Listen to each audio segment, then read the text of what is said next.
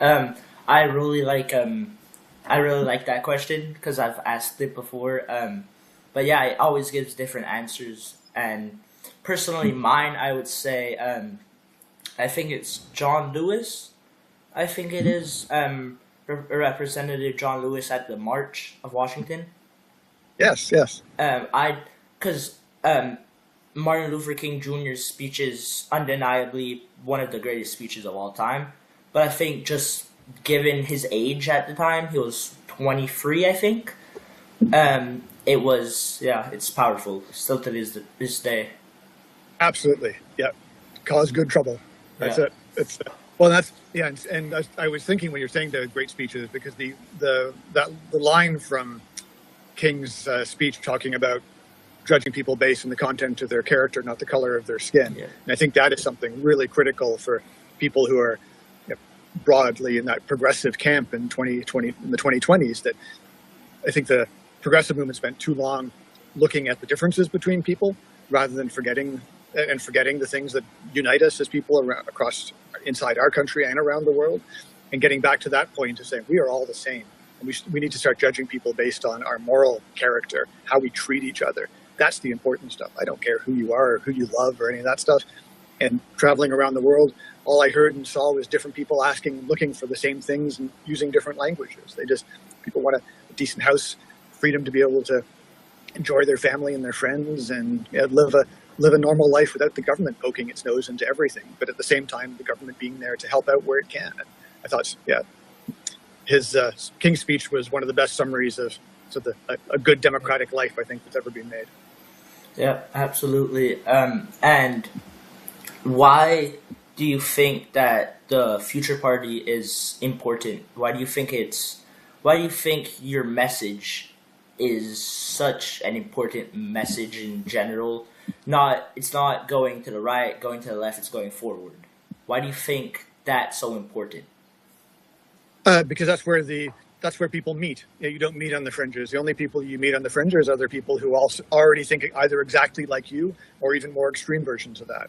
And I've never seen human beings learn very much by sitting in a room and all agreeing with each other.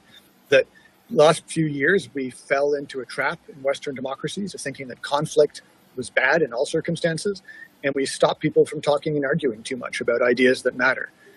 The space where creativity and change and progress happen comes from friction. It comes from conflict, but it has to be moderated, mediated conflict. And that can only happen in the center where people from different sides hear and listen and share experiences with each other. You have to do it within a context of having some rules that everyone agrees to.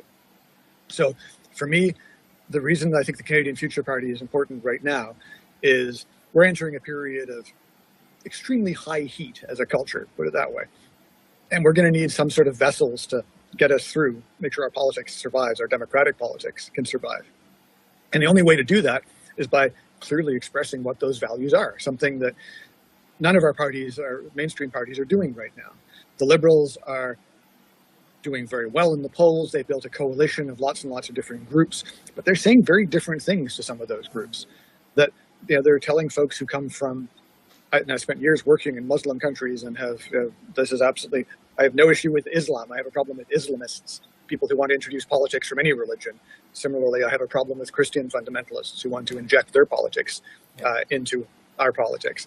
But the Liberals have ended up by creating deals with too many groups that have interests that I don't see them as being lined up with Canada's interests, whether it's the Chinese Communist Party, groups of people who are connected to a more radical form of Islam that goes against everything the Liberal Party believes. And we need to stop being ashamed of saying that just like there are extreme forms of Christianity that are anti-women, anti-people with from different gender backgrounds, whatever else, those people exist in other religious communities as well. And we do not get anywhere by pretending that somehow white people are the only ones who can be guilty of racism or exclusion. And I think it's one of the last vestiges of racism in the West, where we allow to think, oh, well, because we are from this culture, that we are unique, because we have done things that are so uniquely bad, no one else can possibly ever do. This is nonsense. Human beings are the same all over the world. And we're always looking for groups to identify ourselves with and people to divide ourselves against.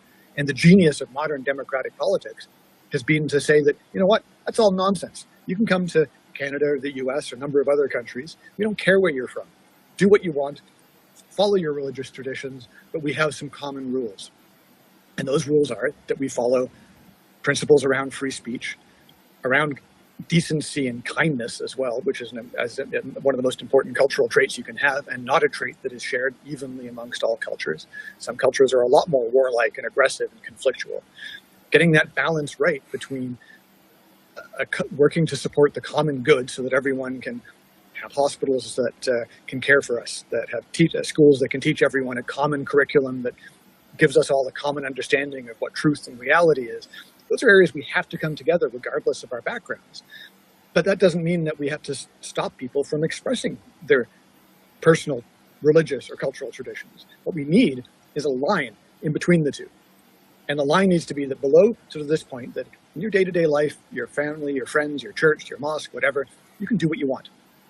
But it has to be locked into this sort of democratic sandbox where you cannot be opposed to equal rights for women or for anyone based on innate characteristics, that you have to support a government chosen by the people as being the only legitimate form of government. We got to start being tougher about saying that dictatorships, communism, fascism are not acceptable forms of government. They are not acceptable because every time they're tried, they result in the mass death of the people who live under those systems. So we've got to get a bit of our spine back as Democrats. And that's what I want my party to do, to be sort of a stress test group of hardcore democracy promoters who talk proudly about how governments chosen by the people are the only acceptable form of government, that governments that separate church and state are the only acceptable forms of government, and to start being a little bit more hard-edged in defending the systems that have given us this incredible society that we have, where we talk about equal rights for all, about protecting the rights for people who have different sexual orientations. These are all things that only came because of a structure. And we've tended, I think, to think that, oh, well, it was by dismantling structures that those freedoms emerged. No, they were fought for by people who fought to take control of structures. Now what we see, though, is a tendency to think that we can just let some of these ideas just, now everyone's thought them, but now everyone's thought about gender equality, for example, it's just going to continue. No, it's not. Ideas are always under pressure from competing ideas. And right now in Canada, there are organized groups of Canadians who represent families who've lived here for hundreds of years, who are fighting against every modern Western liberal value you can talk about, who in some cases talking about denying women the right to vote. Lots of just crazy stuff that what you would have thought would have excluded from politics. And then we've got communities mentioning the Islamists, folks who are often represented in the communities of New Canadians who are saying the same thing. None of this is what Canada is all about. Canada is about being kind of quiet and polite, and then getting together and pushing back against the darkness when we need to, whether that's the long winter or fascists around the world. So it's what I want my party to do is, again, to be hard-edged Democrats who are going to take the fight to the people who are trying to undermine our system right now. And those folks are found on two sides. First, it's the extremists, who we need to be a lot stronger in condemning. That people like anti-vaxxers and other folks who are literally undermining a common basis of understanding truth and reality, we need to push back by saying, you folks are spreading dangerous nonsense. And the idea that we're polite and kind to all the people who spread nonsense, no, we've got to be kind and polite to people who are working along the same lines we are. Disagreeing, fine. But if you're trying to strip down the structure that we're all living in, I've got no time for you. And we need to have a politics that makes it clear that there are people who are outside the acceptable bounds of democratic politics. And there should be no shame in that. No other society permits those trying to destroy it to become organized forces within those societies. Why on earth would we do that when we've also got one of the only societies in human history that actually protects people who are vulnerable and excluded? You know, we act as those our failings as a country, which are many, and our past sins, which are many and great, but those are not unique. Nearly all human beings behave badly. The difference is that in Canada, we've actually been talking about what we've done wrong and how we can fix it. And it's that path towards redemption and change that I think we need to get back into our politics so that regular citizens feel they can actually have some sort of voice.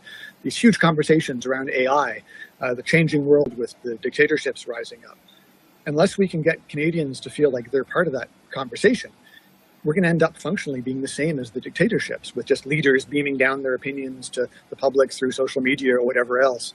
what should make our country different, along with others that share our system, from Taiwan to Europe to Guatemala, what should make our system different is the opportunity for us to be engaged as regular folks in those conversations.